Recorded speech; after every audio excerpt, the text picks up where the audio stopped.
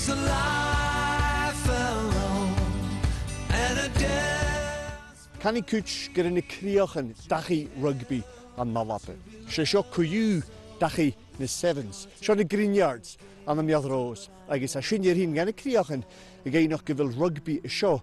Hast chopiohol savai.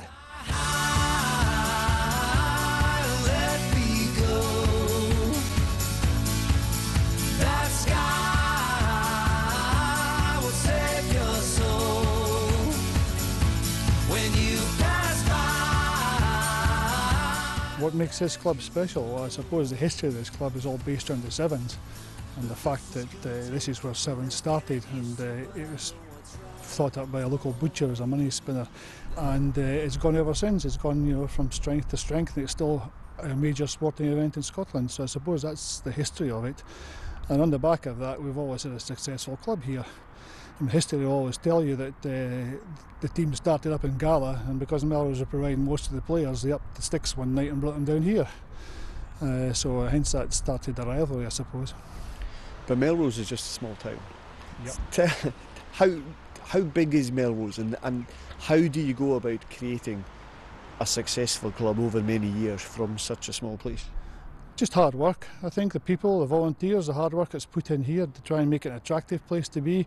We always strive to be as good as we can, and I think we've made a reasonable job of it over the years. We're a small town here, we're probably the smallest town in terms of population anywhere in the Scottish leagues, but there is a bit of a rural district round about that we pull people in from, and we just try and create an environment where people want to play rugby. Narigag Craig Chalmers driach genard chochig jirig na season chai, gloors John DL vavi na ard choch chundriach mol. Craig and I have had a really good relationship for 8 years, and it was an easy transition. Craig was never one to hold all the cards close to his chest. It was really a good partnership. He had a backs focus and attack, and the forwards, and I think we worked really well. It was open. We used to chat for hours every day, and I think it was definitely not about ripping up everything that we did. We had a lot of success, but I'm fully aware that it's a results industry, and we've got to get the right results. But also, I think we've got to build something special as well within the group, and I think that's what we're trying to do. We want something here that's sustainable and that the guys enjoy, and I think if you can do both, we're performing well on the field, and I think there's a great buzz off the field as well. Again, and there always has been here, and it's a really friendly, open place, and it's just trying to build both together is my task. In deze galaf va is skipperachke Fraser Thompson nach luichter EDP in Glasgow. Smarshin hayoloch game the amateurach agis professional.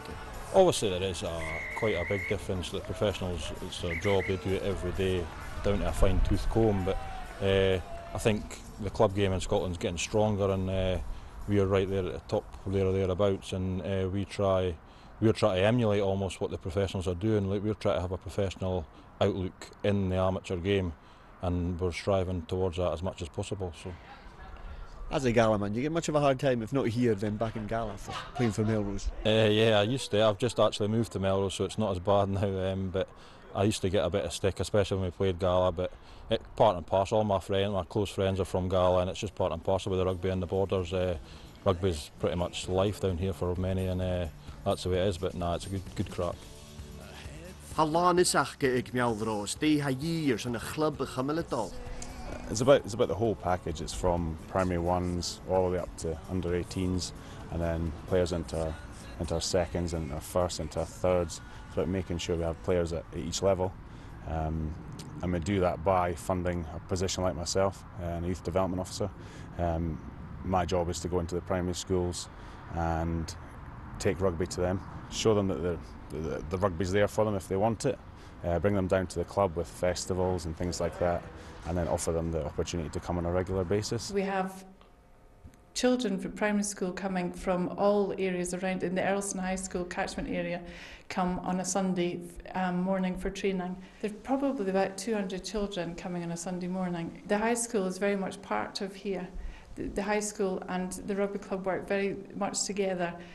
Their rugby team is very much mirrors our teams as well, right up till the under 18s. At that point, is much more serious and it's handed to Jim. So, but the high school and the rugby club work very well together. We do have an academy structure here, and the guys that do want to progress and the guys that have that little special ability, they get the opportunity to have extra sessions, and they do get pushed towards the targets they want to achieve.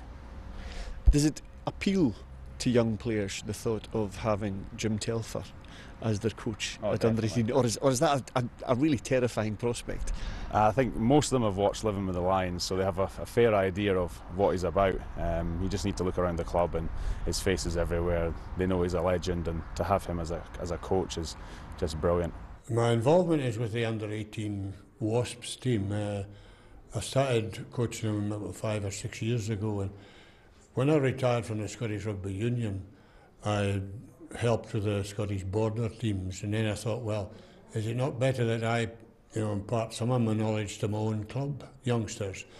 And as long as I'm still up to date and still have my health and my conviction to the club, I wanted to put something back to the youngsters, because Melrose Rugby Club has been my life. Y hylig ar byn a chwtsyr alabus na leoin a Jim Telfer ar byn sas yn y Melrose fat chorus liechyd bliona. A sy'n gag al mochal na ha yir rugby yn criach. My great worry is that a lot of youngsters don't watch rugby.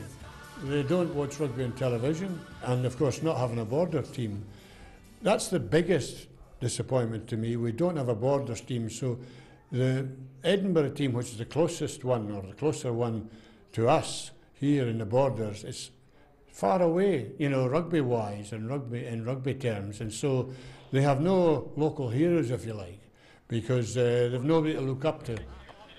Years ago, I used to say, when I worked for the Scottish Rugby Union, that when the rest of Scotland waking up and discover there's far more rugby players in Glasgow and Edinburgh and the North Midlands, or Caledonia as it's called, then they'll get stronger and stronger, and so it has proved. The borders still produce a lot of good youngsters, but there's not so many coming through to the elite level now, simply because the competition is so much stronger and higher than it used to be before. Chan je vain na feet, a skipping na bandnik Melrose, miskin je in a servach a hound.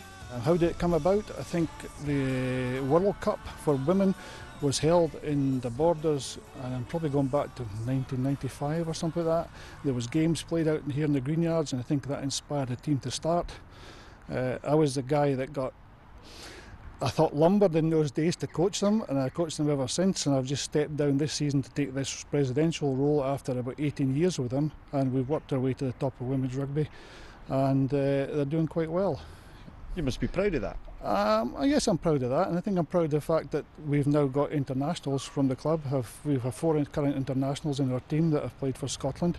In the past, it used to be that women's players had to go to Edinburgh to achieve that, but they can now achieve that in the borders.